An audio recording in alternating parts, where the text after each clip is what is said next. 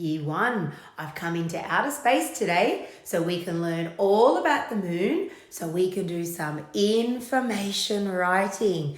Get ready.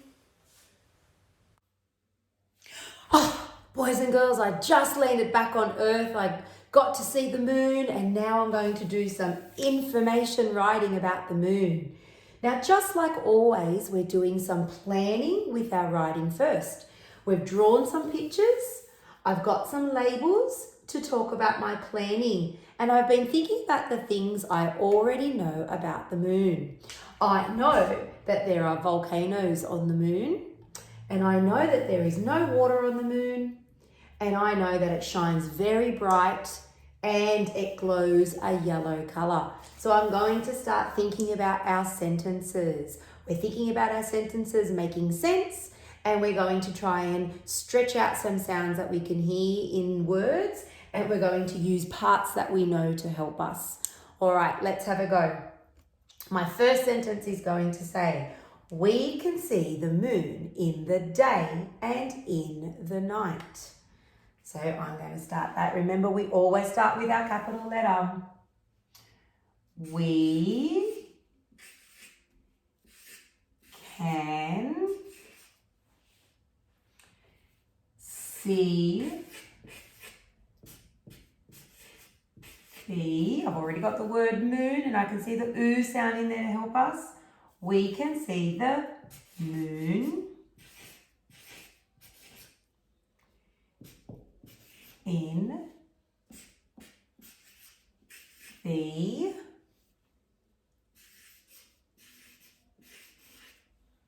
the day and in the night. All right, going back to reread, I'm checking my sentence and my message makes sense. We can see the moon in the day and in the night. Yep, it makes sense. I've got another fact as well. I'm going to go back here, and I know that the moon glows yellow at night. So I'm going to think about that sentence as well. Capital letter to start. The moon. And I can hear the word glow, and I can hear the first sound. Gl. Gl. Like gloves. Glow. And I'm thinking about parts of words I know. Oh, I can hear the O sound in there. And I'm going to think about the word O over here. I know the word bow, like the bow in someone's hair. So I'm thinking that if I put the gl in front,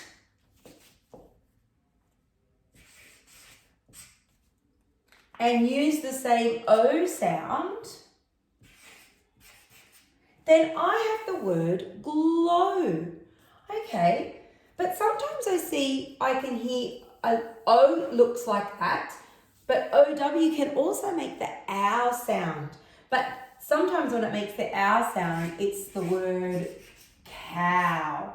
So sometimes OW can make the O sound for bow, and sometimes it can make the ow sound for cow. But today we need this one, because if I can spell bow and I change the first sound, then I know the word glow. I'm going to go back to my writing. I wonder what other O sounds we might hear. The moon glows. I can hear the S at the end. The moon glows. And I said the moon glows yellow. Oh, I can hear the O sound for yellow. I can hear the first sound. Yet L. I stretched that out. Yet L. I can hear that, but I'm going to use parts that I know. So if I know the first part, yell. We know parts of this word is O. We know it makes the O sound. So I know that yellow also has the O sound. So I'm going back to my writing. Let's go back and just do a quick reread because I'm not sure where I'm at. The moon glows yellow at night. Okay. At night. I've definitely seen the moon glow yellow at night. Good readers are always rereading as they go, so I'm going to do that now.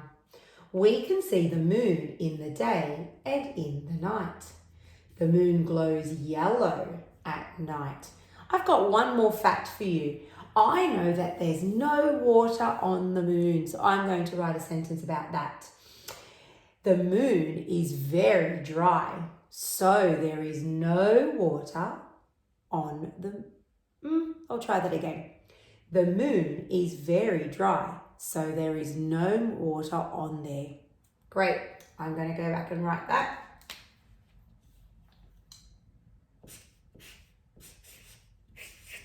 The moon is very dry. And I'm using the word so. We've been talking about compound sentences a lot. So the word so is by conjunction. It's going to join the first part of my sentence and give some more information for the second part of my sentence. The moon is very dry, so there is no water. I can hear the sound. We're still using parts of words we know. Water. There is no water there.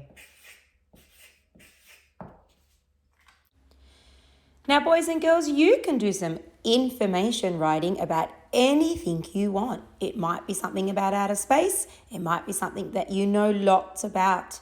Remember, we are learning to write an interesting message that makes sense. Happy writing!